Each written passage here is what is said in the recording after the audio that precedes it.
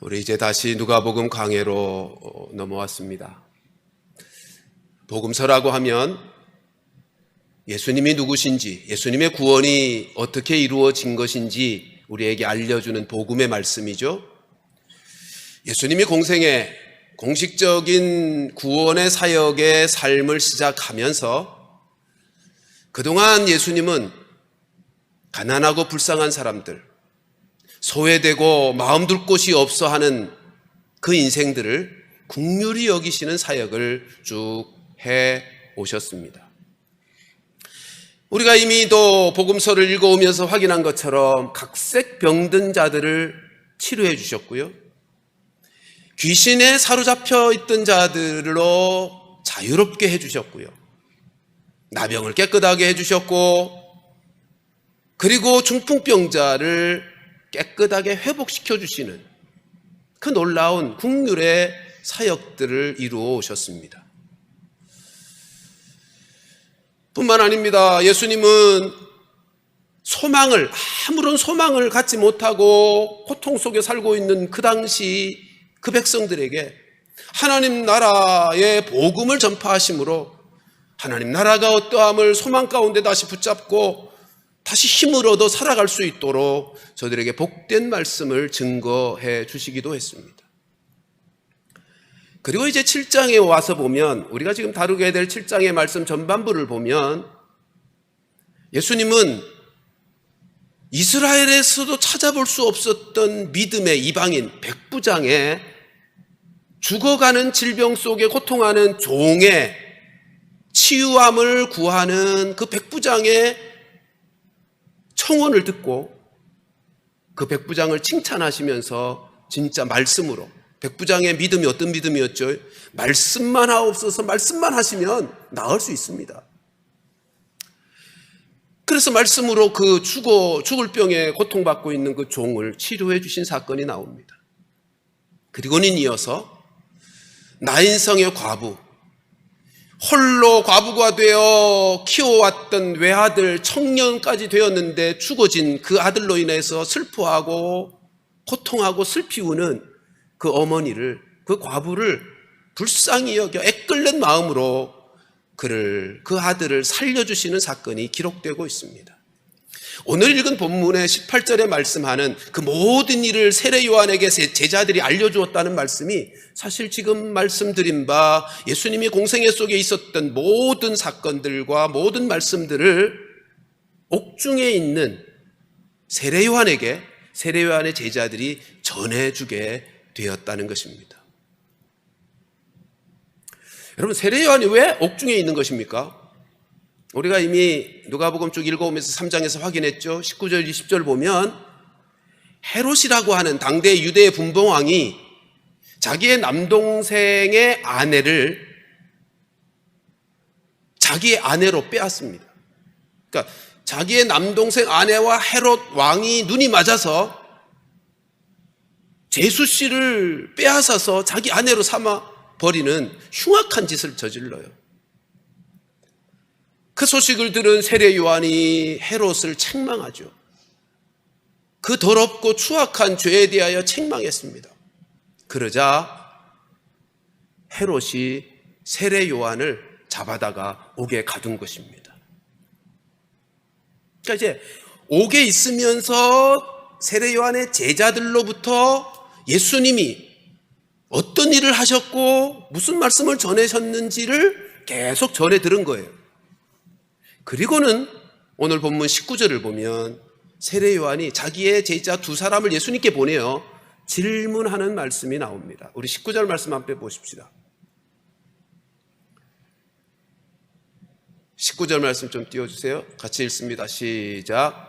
요한이 그 제자 중 둘을 불러 주께 보내어 이르되 오실 그이가 당신이오니까 우리가 다른 이를 기다리오리까. 여러분, 이 질문이 좀 이상하지 않습니까? 어색하지 않습니까? 세례 요한이 누굽니까? 세례 요한은 메시아의 오심을 준비하는 자로서 백성들에게 이분이 메시아다를 알려주기 위해서 보낸받은 사람이잖아요. 그리고 실제로 예수님이 나아오시자 저분이 바로 하나님의 어린 양이다, 세상 죄를 지고 가는 하나님의 어린 양이라고 자기 입으로 친히 외쳤었잖아요.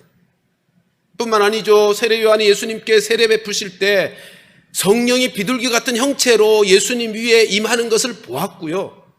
하늘에서 음성이 나서 이는 내 사랑하는 아들이요 내 기뻐하는 자라라고 하는 하나님의 음성을 들었던 사람이에요. 자, 그런데 그런 세례 요한, 다른 사람을 몰라도 세례 요한만큼은 예수님 메시아라는 사실을 너무도 분명하게 알았을 세례 요한이 지금 어떤 질문을 하고 있어요? 제자를 보내가지고 오시리가 당신입니까? 무슨 말이에요? 당신 메시아 맞습니까? 그런 말이잖아요. 우리가 다른이 기다려야 됩니까? 아니, 내가 그동안 제자들로부터 들은 소식에 의하면 메시아 아닌 것 같아요. 여러분, 왜 이렇게 되었을까요? 분명히 자기 입으로도 메시아인 것을 선언했고 백성들에게 자기 입으로 알려주온 바 되고 성령께서 그를 감동시켜 깨닫게 해주실 뿐만 아니라 실제로 세례 현장에서 하나님의 음성까지 들어서 메시아임을 아는 세례 요한인데 도대체 어떤 이유로 이렇게 의심하는 질문을 하기까지 되었을까 하는 것입니다.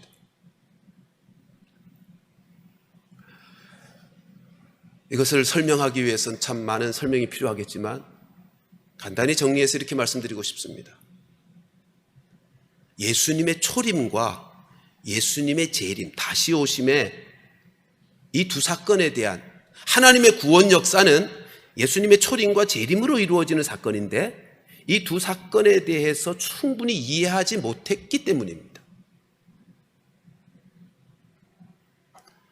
여러분, 우리는 이것이 예수님의 초림이라고 하고 예수님의 재림이라고 합시다. 우리는 초림과 재림 사이에 있기 때문에 예수님이 한 번에 오시는 메시아로서 한 번 오심으로 구원의 역사가 완성되는 게 아니고 두 번에 걸쳐 오심으로 구원의 역사가 이루어지는 것이구나를 잘 알고 있어요. 우리는 그 사이에 있으니까. 근데 구약시대의 모든 선지자들의 가르침을 보면 분명히 예수님의 초림, 메시아로 오심의 초림의 사건도 기록되어 있고 재림의 사건의 내용도 기록되어 있는데 그때는 아직까지 구원의 계시가 완성되지 않았던 때라 이 두 사건이 시간의 차이가 기록되지 않았어요. 그러니까 구약의 선지자들은 예수님의 초림과 예수님의 재림이 이렇게 중첩되어 보였다고요. 오버랩되어서 겹치기로 보였어요. 한 사건으로 보였어요. 우리는 두 사건으로 이해하고 있습니다만 구약의 성도들은 한 사건으로 보였어요. 다시 말씀드리면 구약의 많은 선지자들이 예수님의 초림에 대한 말씀도 계시하셨어요.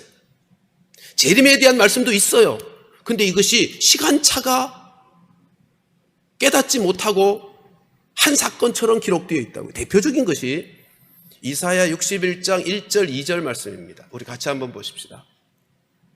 같이 읽습니다. 시작. 주 여호와의 영이 내게 내리셨으니 이는 여호와께서 내게 기름을 부으사 가난한 자에게 아름다운 소식을 전하게 하려 하심이라. 나를 보내사 마음이 상한 자를 고치며 포로된 자에게 자유를, 갇힌 자에게 노임을 선포하며 여호와의 은혜의 해와 우리 하나님의 보복의 날을 선포하여 모든 슬픈 자를 위로하되. 자, 이 말씀 2절 말씀 보세요. 여호와의 은혜의 해, 이게 예수님의 초림에 대한 말씀이에요. 그리고는 뒤에 이어 나오는 하나님의 보복의 날. 은혜와 보복은 전혀 다른 얘기잖아요. 보복, 뭘 보복하신다는 거예요? 하나님이 원수 마귀의 세력을 보복하시는, 이걸 심판의 날이라는 거예요. 이건 예수님의 재림으로 이루어질 심판, 최종 심판의 보복의 날이에요. 그러니까 이사야 선지자가 지금 메시아가 오시면, 이 말씀은 이제 메시아가 오시면 이루어질 일에 대한 예언의 말씀이에요. 근데 이 말씀 속에 은혜의 해, 예수님의 초림으로 이루어질 구원 역사도 언급되고 있고 보복의 날도 언급되어 있는데 시간차가 없는 거예요. 여러분, 우리가 누가복음을 통해서 살펴왔지만 누가복음 4장에서 보면 예수님이 처음으로 안식일이 되어 자기의 고향 나사렛에서 안식일 날 설교한 말씀이 나와요. 4장 말씀을 가서 보십시다.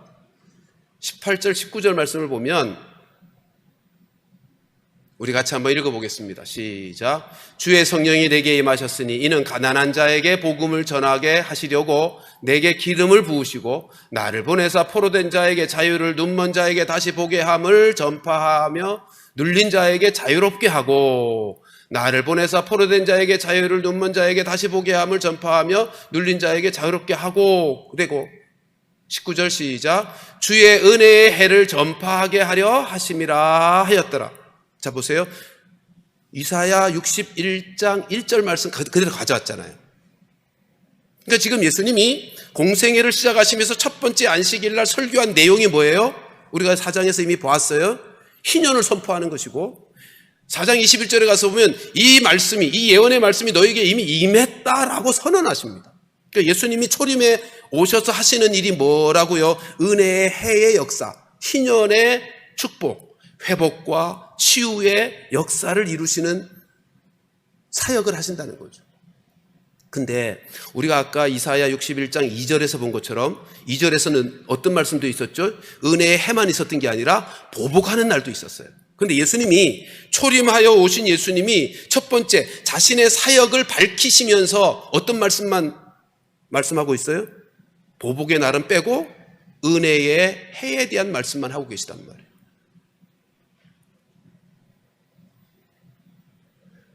그러니까 세례 요한도 구약의 선지자로서, 구약의 인물로서 구약에 게시된 내용에 갇힐 수밖에 없어요. 한계가 있었어요. 예수님이 두 번에 걸쳐 오신다는 사실을 아직까지 깨닫지 못한 거예요. 그저 구약의 선지자들이 말씀하는 것처럼 시간차를 모르고 계시했으니까 이것이 두 가지가 다 함께, 예수님이 메시아가 오시면 두 가지가 다 함께 이루어질 줄 알았어요. 그래서 세례 요한의 메시지의 초점은 어디 있는가 하면 마지막 심판에 대한 메시지라고요. 우리 누가복음 3장 7절 9절 말씀을 함께 보십시다. 여러분, 세례 요한의 메시지가 뭔지 우리 다 알고 있죠. 7절 말씀 같이 시작. 요한이 세례를 받으러 나오는 무리에게 이르되 독사의 자식들아, 누가 너희에게 임할 일러 장차 올 진노를 피하라 하더냐. 건너가서 9절만 보십시다. 같이 시작. 이미 도끼가 나무 뿌리에 놓였으니 좋은 열매 맺지 아니하는 나무마다 찍혀 불에 던져지리라. 여러분, 세례 요한은 회개의 세례를 외친 사람이잖아요. 왜요?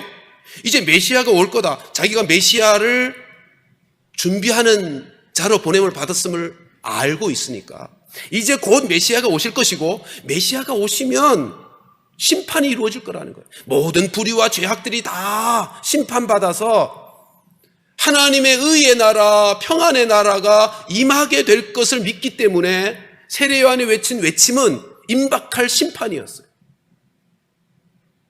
누가복음 3장 9절에 있는 표현처럼 도끼가 나무 뿌리에 이미 놓여 있단 말이에요. 이제 찍기만 하면 돼요. 자, 그런데 이런 구원자 메시아가 오시면 이루어질 일에 대하여 세례 요한이 이렇게 인식하고 있었던 사람인데, 메시아가 오셨어.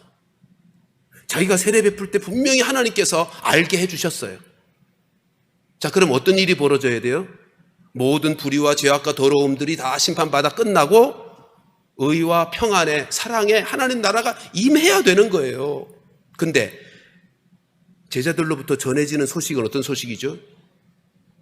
예수님이 죄인들과 함께 어울린대. 세리들과 창기들과 함께 어울리면서 죄인의 친구가 되어 계시대요. 아이, 얼마나 말이 안 되는 상황이에요. 세례 요한 편에서 보면 말이 안 되는 상황이라고. 그리고 하시는 일이 뭐예요? 아니, 병든 자 고치시고 귀신 쫓아내시고, 아니 언제 심판할 것이냐는 말이에요. 여러분, 세례 요한은 분명히 메시아가 오시면 이루어질 심판의 메시지를 전한 사람이었기 때문에,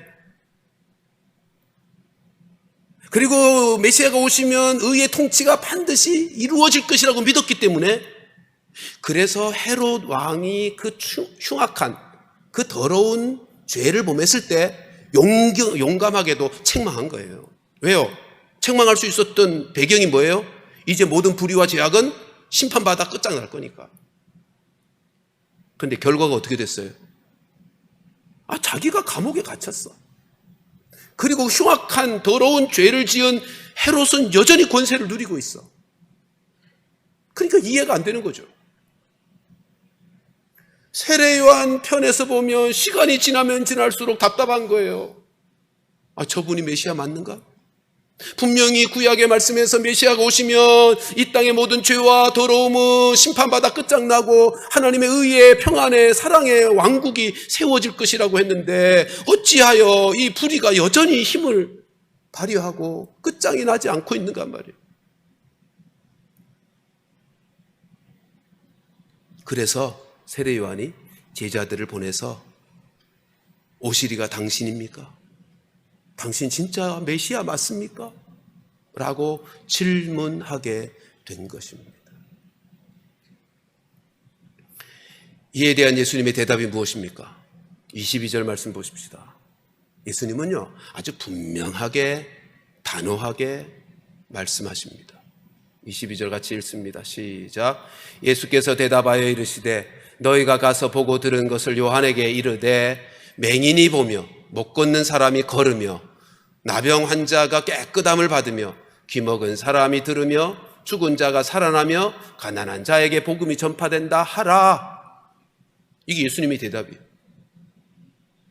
여러분, 이 대답은 내가 메시아 맞다 라고 하는 아주 분명한 대답입니다. 예수님의 대답의 내용을 보면 6가지 내용이 나오죠. 맹인이 보게 되었어요. 그러니까 예수님의 지금 사역에 대한 말씀을 하고 있는 겁니다. 예수님이 맹인을 보게 하셨어요. 걷지 못하는 사람을 걷게 하셨어요. 나병 환자를 깨끗하게 치료해 주셨어요. 귀머거리로 듣게 하셨어요. 죽은 자를 살리셨어요. 가난한 자에게 복음이 전파되고 있어요. 이거 가서 요한에게 다시 전하라는 거예요. 이게 무슨 말이냐 하면, 이 말씀은요, 이사야 선지자가 예언한 말씀을 그대로 지금 읽듯이 말씀을 전하고 있는 거예요. 그러니까 이런 거죠. 내가 이사야 선지자가 예언한 바 메시아가 오시면 있을 그 사역들을, 그 역사들을 지금 내가 하고 있는 거야. 그러니까 세례 요한에게는 이렇게 말씀하고 있는 거죠. 세례 요한아, 너 구약의 예언의 말씀 잘 알고 있잖아. 선지자들이 메시아가 오면 어떤 역사들을 이루실지 예언된 거 잘 알고 있잖아. 봐봐, 내가 지금 이사야 선지자와 구약의 여러 선지자들이 메시아가 오면 하리라고 했던 그 역사들을 이루고 있는 거야. 그리고 6가지로 구약의 선지자들이, 이사야 선지자가 예언한 그 얘기로 지금 답을 주고 있는 것입니다. 그러니까 너 믿음 흔들리지 말고 믿어. 여러분, 지금 예수님의 처방이 뭐예요? 자기가 감옥에 갇혀서 불의는 심판받을 줄 알았는데 불의가 심판받지 아니하는 것 때문에 마음에 의심이 생겨서 던진 질문 앞에 예수님은 다시 말씀으로 저의 믿음을 붙들도록 말씀하고 있는 것입니다.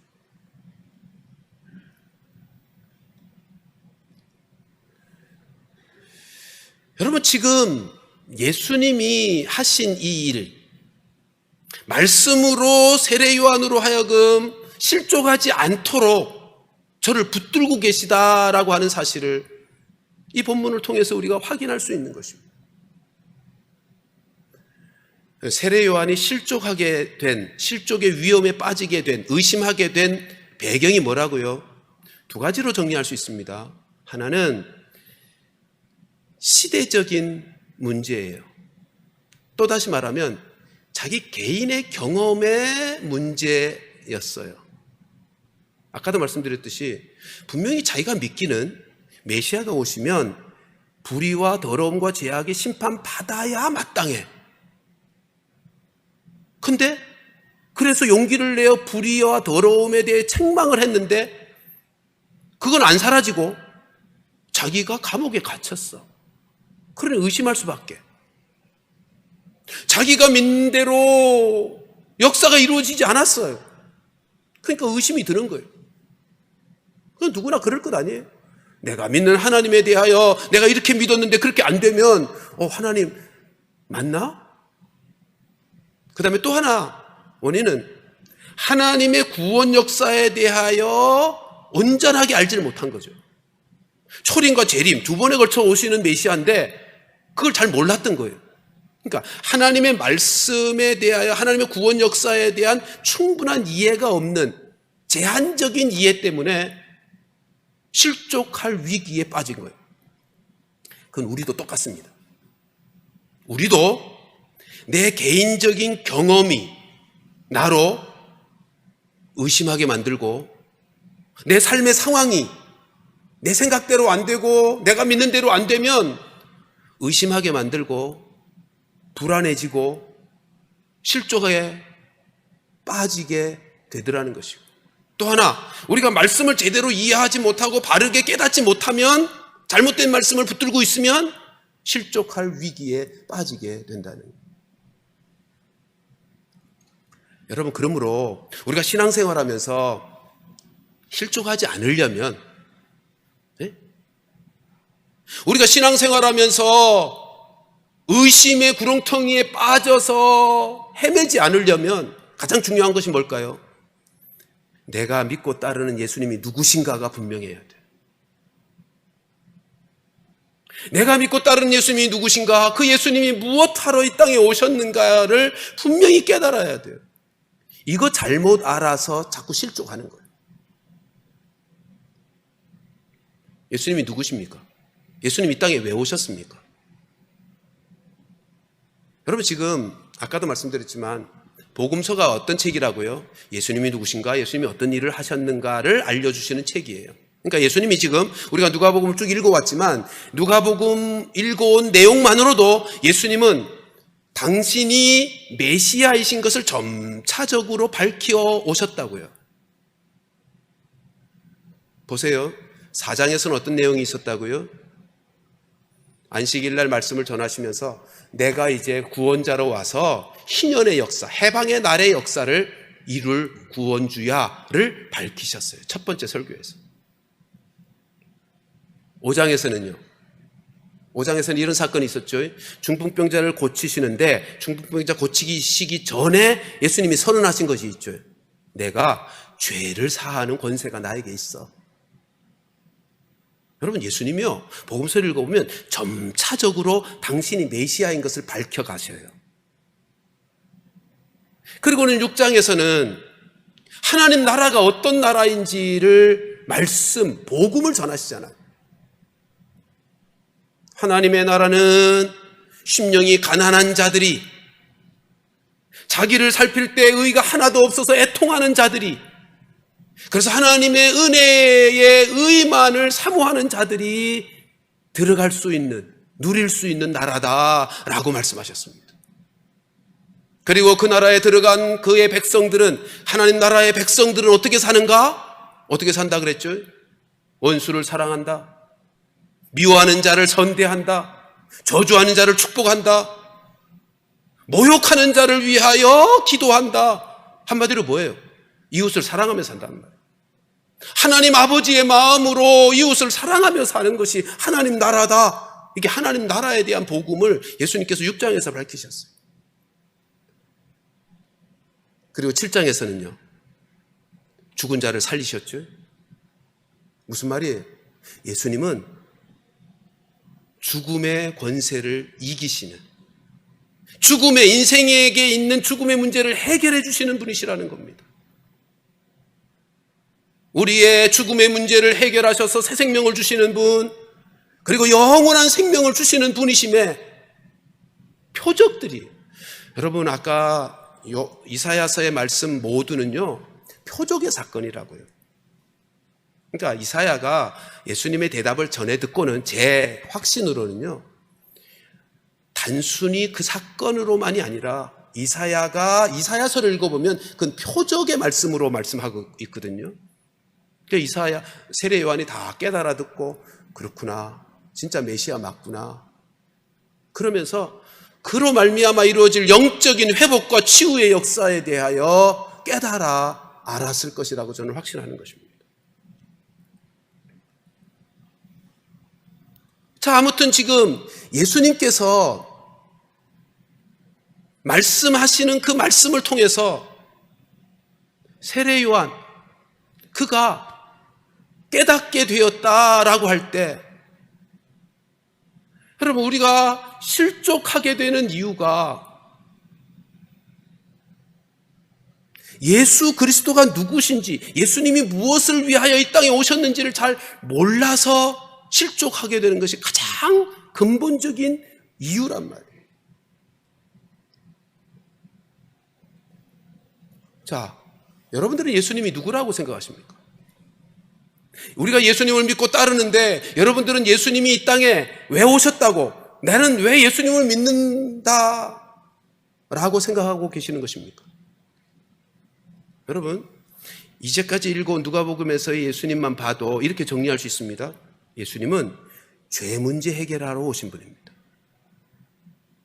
우리의 죄를 용서하러 오신 분, 우리의 죄의 형벌을 면케하시기 위해, 사면해 주시기 위해 오신 분, 그리고 죄의 권세에서 우리를 자유케 해서 더 이상은 죄의 종으로 살지 않고 죄 짓지 않고 거룩한 하나님의 백성으로 회복된 새로운 삶을 살게 하시는 분, 예수님이 그런 분이시라고요. 그것을 위해서 오신 분이, 또 예수님이 어떤 분이에요? 새 생명 주시는 분이에요. 영원한 생명을 주시는 분이요, 그래서 그 새 생명으로 새 삶을 살게 하시는 분이요. 지난주에 말씀드린 대로 표현하면 내가 사는 인생이 아니라 내 안에 계신 그리스도로 살아가는 새 생명의, 새 삶의 방식으로 살아가는 인생을 만들기 위해서 예수님이 이 땅에 오셨단 말이죠. 그러니까 바른 신앙생활은요, 지난주에 말씀드린 대로 하면 예수님과 동행하며 사는 거잖아요. 바른 신앙생활은 예수님과 동행하는 삶이에요. 그걸 어떻게 말씀을 드렸죠? 내 뜻보다 주님의 뜻이, 내 계획보다 주님의 계획이 전적으로 옳고 복되다는 사실을 믿기 때문에 주님의 말씀을 따라 주님과 동행하며 사는 것, 이게 바른 신앙생활이라. 그래야 실족하지 않는 거예요. 다른 말로 표현하면 내 마음의 소원을 이루기 위해 사는 삶이 아니고 나를 통해서 이루고자 하는 아버지 하나님의 소원을 이루기 위해 사는 삶이요. 여러분 생각해 보세요. 내가 내 마음속에 어떤 소원이 찾아왔어요.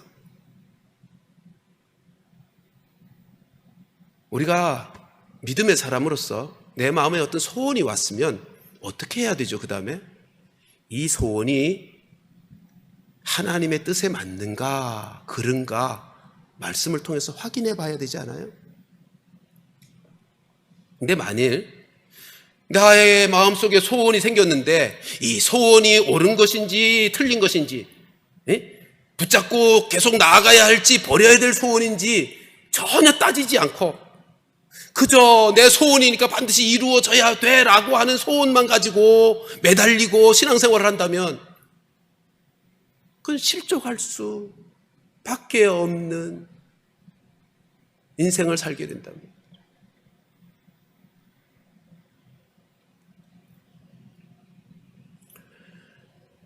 우리가 신앙생활하면서 실족하게 되는 이유가 참 많아요. 근데 가장 근원적인 이유는 내가 믿는 주님이 어떤 분이신지, 주님이 왜 내 인생 속에 오셨는지에 대한 그 부분이 분명하지 않아서 잘못되어 있으면 실족하게 되는 거예요. 그러니까 실족하게 되는 이유는 덧붙여 말씀을 드리면 이런 거죠. 하나님의 말씀을 바로 이해하지 못하고, 혹은 하나님의 말씀 중에 일부분만 붙잡고 살아가면 실족하게 됩니다. 세례 요한이 실족하게 된 원인이 뭐라고요?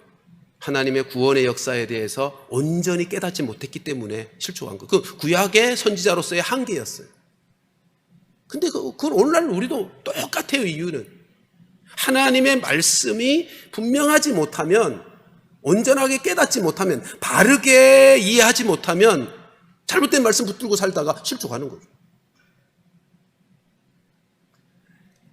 그 당대에 유대인들이 예수님께서 예루살렘 입성할 때 호산나 그러고 환호했죠. 근데 곧바로 며칠이 안 돼서 예수님을 향해서 십자가에 못 박으라고 소리 지릅니다. 왜 이렇게 실족이 됐죠? 이유는 간단해요. 예수님, 메시아이신 그분에 대해서 잘못 알고 있어서 그랬잖아요. 호산나 다윗의 자손 예수여 라고 환영했지만 그 메시아이신 그분이 하실 일이 온 인류의 죄를 대속하기 위한 메시아라고 믿었으면 실족할 일이 없어요. 그런데 어떻게 믿었죠? 그들은 정치적인 메시아, 민족적인 메시아로 믿었다고요. 이 로마의 정권을 뒤엎고 다윗의 왕국을 새로 회복시켜 주실 정치적인 메시아로 믿었다고요. 잘못 믿으니까 실족하는 거예요.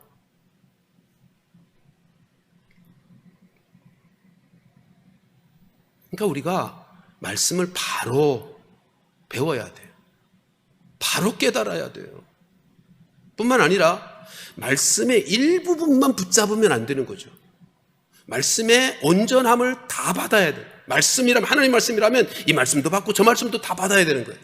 근데 우리는 성향이 내 좋아하는 말씀만 아멘하고 듣기 거북하고 감당할 수 없을 것 같은 말씀은 외면하는 성향이 있어요. 우리 모두가 갖는 성향이죠. 그러니까 분명히 구약 말씀 속에 예수님의 초림에 대한 말씀, 대표적인 게 이사야 53장이잖아요. 고난받는 메시아. 심판하시고 영광을 받으시는 메시아에 대한 말씀만 있는 게 아니고 고난받는 메시아에 대한 말씀도 분명히 있었건만 이스라엘 백성들이 다 영광의 메시아, 심판의 메시아만 기다렸다고요. 왜 그랬을까요? 그게 인간의 욕망이죠. 나 좋은 것만 받는 거예요. 이에 대하여 사도 바울은 말합니다. 로마서 8장 17절에 이렇게 말씀하죠. 같이 한번 읽어보십시다. 시작. 자녀이면 또한 상속자 곧 하나님의 상속자요 그리스도와 함께 한 상속자니 우리가 그와 함께 영광을 받기 위하여 고난도 함께 받아야 할 것이니라. 여러분, 하나님이 말씀하실 때 우리가 하나님의 상속자가 되었다고 말씀합니다. 이 말씀 앞에 우리 모두는 아멘하죠. 그렇잖아요. 그렇지. 내가 예수 믿어서 하나님의 자녀가 되어 하나님 나라의 그 모든 것들이 이제 내 것이 되는 상속자가 되었어. 아멘 합니다. 근데 이 영광의 은혜에 대해서만 아멘할 게 아니고 사도 바울은 뭐라고도 말씀하죠? 그 영광을 받기 위하여 고난도 함께 받아야 할 것이니라. 이 말씀 앞에도 우리가 아멘 해야 된다는 거예요. 그러지 않으면 실족하게 돼요. 베드로 사도는 베드로전서 2장 20절 21절에서 이렇게 말씀합니다. 같이 읽어보십시다. 시작. 죄가 있어 매를 맞고 참으면 무슨 칭찬이 있으리요. 그러나 선을 행함으로 고난을 받고 참으면 이는 하나님 앞에 아름다우니라. 21절 시작. 이를 위하여 너희가 부르심을 받았으니 그리스도도 너희를 위하여 고난을 받으사 너희에게 본을 끼쳐 그 자취를 따라오게 하려 하셨느니라. 여러분, 이 말씀 앞에도 아멘 해야죠. 이를 위하여 너희가 부르심을 받았대요. 이를 위하여. 이게 뭐예요? 예수님이 고난을 받으셨듯이 너희가 세상에 살면서 죄악의 세상 마지막 세대를 살면서 하나님의 말씀에 순종하노라 하면 고난을 받게 될 것인데 그 고난을 받으면서도 선을 행하는 일을 포기하지 말라는 거예요. 아이고 내가 선을 행하면 하나님이 잘 되기만 하셔야지 아니고 선을 행하는데도 고난을 받아요. 근데 그것을 감수하래요. 감당해내래요. 그것 위하여 너에게 예수님이 본을 보이셨대요. 주께서 하시는 본이 우리로 하여금 고난을 받지만 그 고난을 넉넉히 감당하고 감수하면서 인내하면서 나아갈 수 있도록 그 자취를 따라오게 하려고 하셨다는 거예요. 여러분 이 말씀 앞에도 우리가 아멘 하지 않으면 그저 나 좋은 말씀만 받고 내가 마음속으로 원치 아니하는 말씀에 대해서는 외면하면 신앙생활하다가 실족하게 되는 거예요. 또 하나는 실족하게 되는 이유 중에 또 하나는 하나님의 때를 인정해야만 되는 거예요. 하나님의 때를 인정해야 돼요. 그렇지 않으면 실족합니다. 우리는 자주자주 내가 원하는 때에 하나님의 역사가 이루어져야 된다는 고집을 갖고 있어요. 그러면 좋죠. 그럼 얼마나 좋겠어요. 근데 하나님의 때가 있어요. 하나님의 때가. 지금 세례 요한이 뭘 착각했다고요? 하나님의 때에 대한 착각이 있었어요. 그건 재림 때 이루어질 역사들이었어요. 근데 지금 심판이 안 이루어지는 것 때문에 의심이 들었다고요. 우리도 살면서 때에 대한 문제로 흔들릴 때가 많잖아요. 아니 분명히 공의가 죄악들을 이겨야 되는데 의로움들이 계속 고통을 당해. 불의가 계속 득세하고 있어. 언제까지 그럴 거냐 말이죠. 그 때 문제 때문에 우리가 시험에 들고 실족하게 될 위험에 빠질 때가 많아요. 나는 하나님의 뜻대로 살려고 애를 쓰는데도 불의를 행하며 더러운 짓을 하는 저 사람이 계속 잘 되기만 해요. 그러면 얼마나 답답하고 얼마나 불안하고 마음이 흔들려요.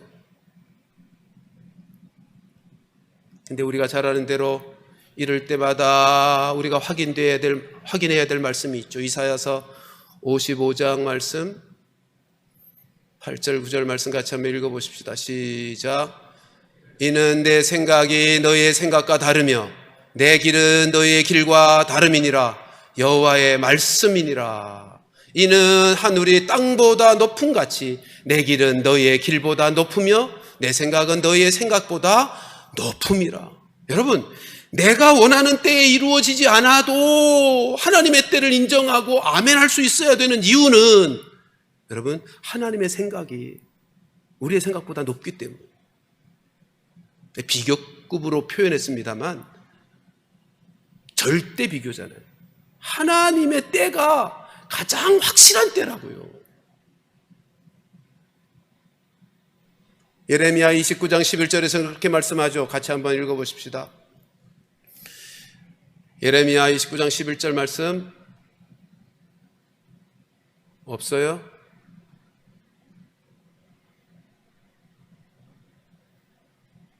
여러분 하나님이 우리를 향하여 가지고 있는 생각은 뭐라 그랬죠? 평안이고 저주가 아니에요. 그리고 미래와 소망이라고 말씀합니다.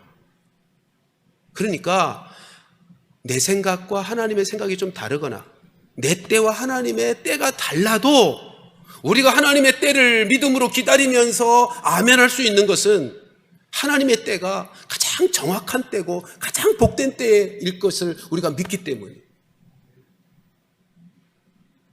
하나님의 때를 인정할 줄 아는 성도들 되시기를 주의 이름으로 축원합니다. 하나님의 말씀에 분명하게 깨달음과 함께 하나님의 때를 인정할 줄 알 때 우리는 실족하지 않게 될 것입니다. 여러분 지금 우리는 코로나 사태라고 하는 눈에 보이지 않는 감옥에 갇혀 있는 것과 같아요. 그렇죠? 세례 요한이 감옥에 갇혀 있었듯이 우리가 눈에 보이지 않는 코로나 사태라고 하는 감옥에 갇혀 있어요. 그래서 우리도 불안해요. 미래가 어떻게 될지 전혀 경험해 보지 못한 삶의 상황 속에서 염려와 불안이 많아요. 이럴 때 주님이 감옥에 갇혀 있던 세례 요한에게 내렸던, 실족할 위기에 놓여 있는 그에게 내렸던 예수님의 처방이 뭐였죠? 말씀이요. 말씀이요. 그러니까 이때 우리가 붙잡아야 될 하나님의 말씀이 있는 거예요. 이럴 때 주께서 우리에게 주시는 말씀들이 어떤 말씀이 있죠? 마가복음 6장 50절 말씀 같이 마음에 담으며 읽으십시다. 시작. 안심하라, 내니 두려워하지 말라. 사랑하는 성도들이여, 이 말씀 앞에 아멘 하시고 다시 흔들리지 않는 믿음 위에 굳게 서는 은혜가 있기를 주님의 이름으로 축원합니다. 안심하라, 내니 두려워하지 말라고 주께서 말씀하고 있습니다. 모든 세상사를 다스리시는 그분께서, 역사를 운행하시는 그분께서 내니 두려워하지 말라고 우리에게 안심하라고 말씀하고 있습니다. 히브리서 11장 마지막 절 40절 말씀을 보면 이렇게 되어 있죠. 같이 읽습니다. 시작. 이는 하나님이 우리를 위하여 더 좋은 것을 예비하셨은즉. 거기까지. 여러분, 우리가 이해할 수 없는 삶의 상황에 있을 때라도 우리가 믿는 하나님을 믿는 거예요. 어떤 하나님이요? 우리를 위하여 더 좋은 것을 예비하신 하나님.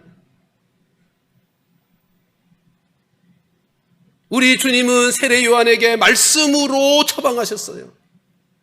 그렇듯이 우리도 하나님의 말씀을 붙잡고 실족하지 아니하는, 흔들리지 아니하는, 믿음에 굳게 서는, 말씀 붙잡고 다시 힘을 내는 성도들 되시기를 주님의 이름으로 축원합니다. 한 가지만 덧붙여 말씀을 나누고 싶습니다.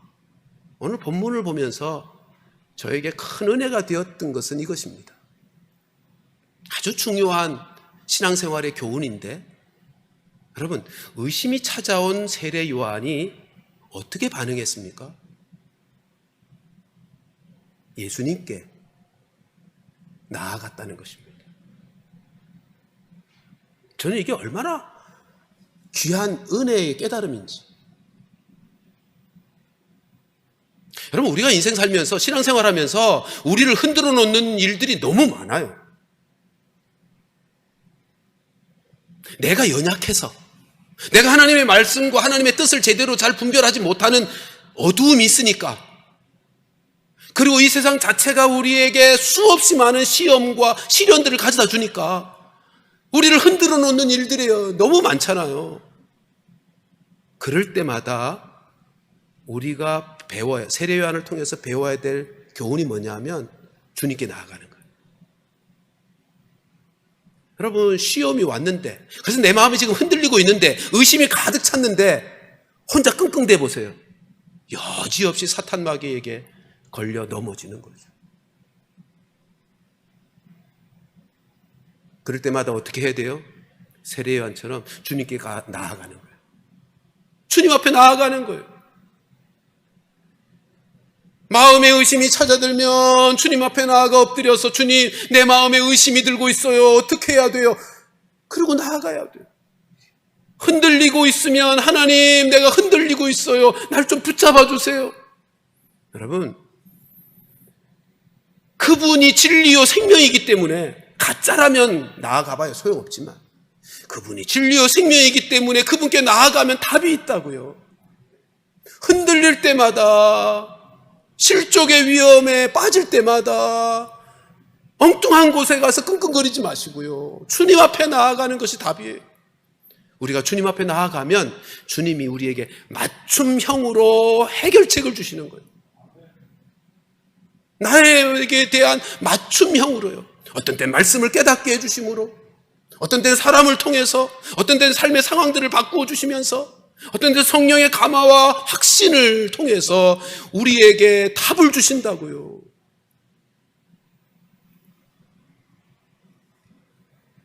말씀을 마무리하겠습니다. 우리가 살아가고 있는 이 시점, 이 시대는 마지막 시대입니다. 그러므로 우리를 실족하게 만드는 일들이 너무 많습니다. 해야 될 일이 뭐라고요? 주님께 나아가는 거예요. 그 은혜의 보좌 앞에 나아가는 거예요. 나아가서 약속의 말씀을 붙들는 것과 함께 주님 앞에 나아가서 주의 도우심을 구하는 거예요.